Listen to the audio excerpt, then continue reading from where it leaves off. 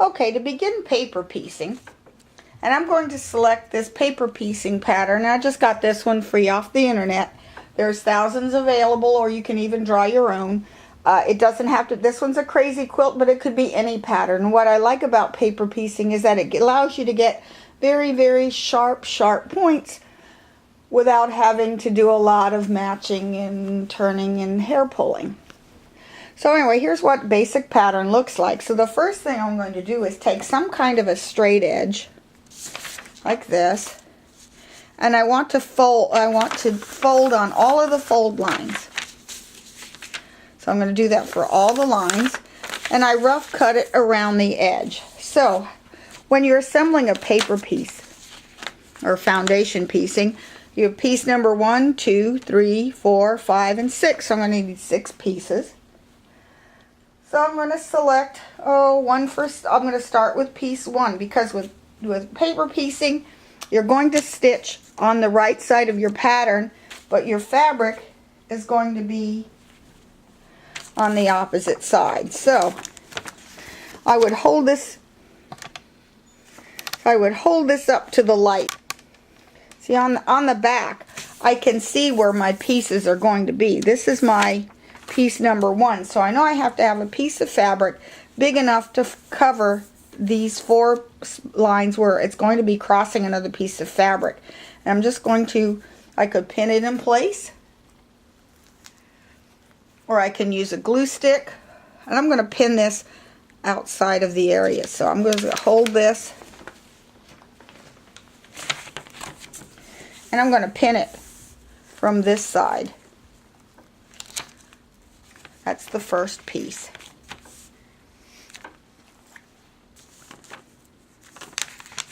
Okay, and I'm just going to rough cut this out to get rid of some of this fabric. You could use a rotary cutter, but I'm going to take some of this out of here.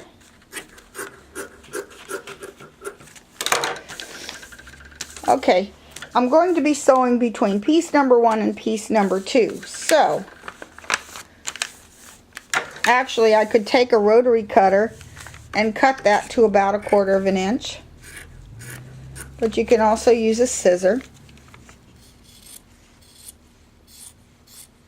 What I like about foundation piecing is you don't have to be accurate. Okay, piece number 2 has to be at least that big. So I think I will take this large piece of fabric,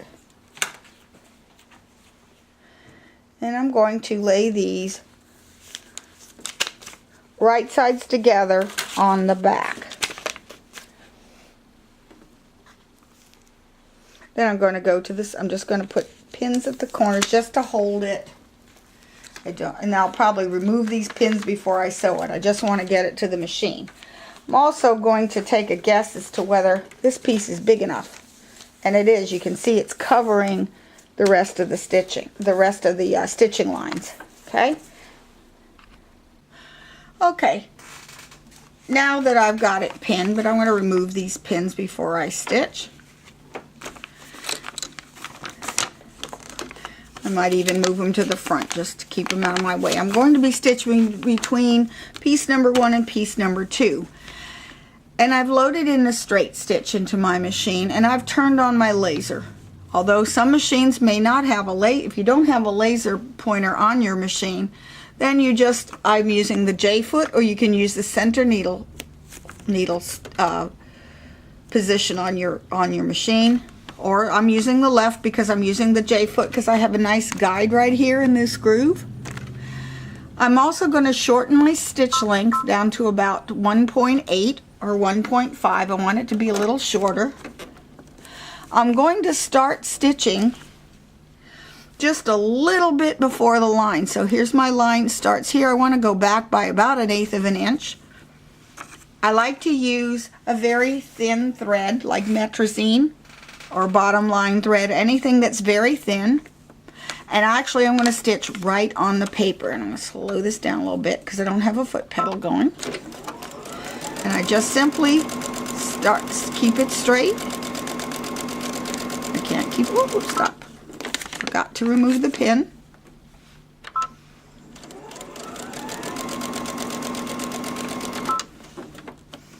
That was, okay, and then I stitch a little bit beyond, by a little bit.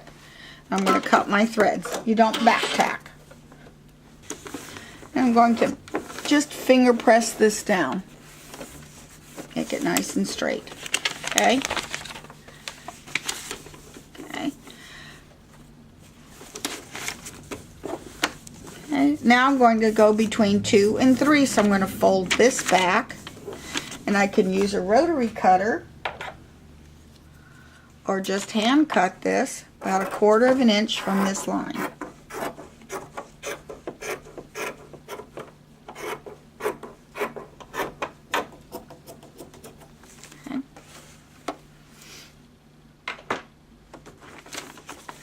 Okay, and now this piece is going to go between here and here. So I'm going to select another piece of fabric. I'm just going to pin this down here just to hold it in place a little bit. I know that this is the space that's got to be covered. So I'm going to put this right sides together here. Turn it over. And I'm not even going to use pins at all this time. I'm going to start right off at the end. Just stitch all the way across.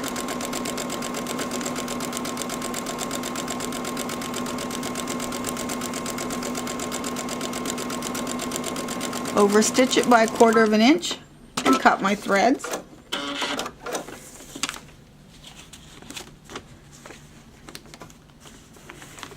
Paper piece this and then finger press this down. I'm done on this side. And just cut that off. I'll trim it when I'm done. You can trim. Here's my next stitching line. So I have stitching right here, so I'm going to pull this back, pull that stitching back, and cut this to about 1/4 of an inch. It is much easier using the rotary cutter. Piece number 4 is going to go here. And this should be big enough. If I'm not sure, if you're not sure if it's going to work, just sort of give it a couple of pins along the stitching line. Flip it over and make sure that it's covering all the spots that it needs to fill. So it is. And now I'm going to stitch here. Again, just start at the very end. It is nice having this laser light because then you can catch it right on the line. Makes it so much easier.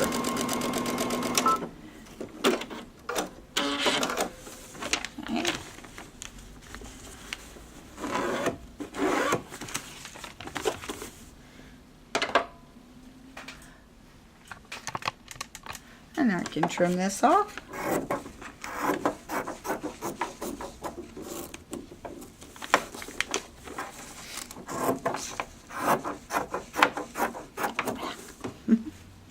Okay, piece number 5 is next.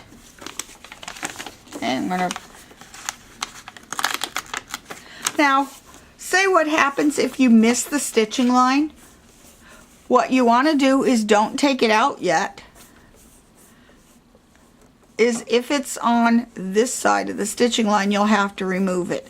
What you want to do is stitch it on again on the correct line, then remove the wrong one. But say you've done a multiple mess ups and you end up tearing the paper so many times that you have nothing to stitch on, what you can do is put the pieces back together and tape it and just stitch over top of the Scotch tape. No big deal. Okay, I need to trim that down a little bit.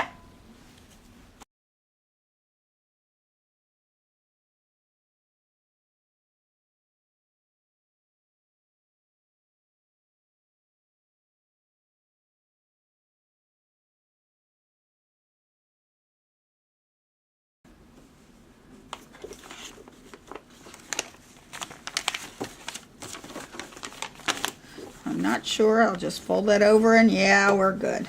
All right, it's all good. Flip that over, stitch the last one.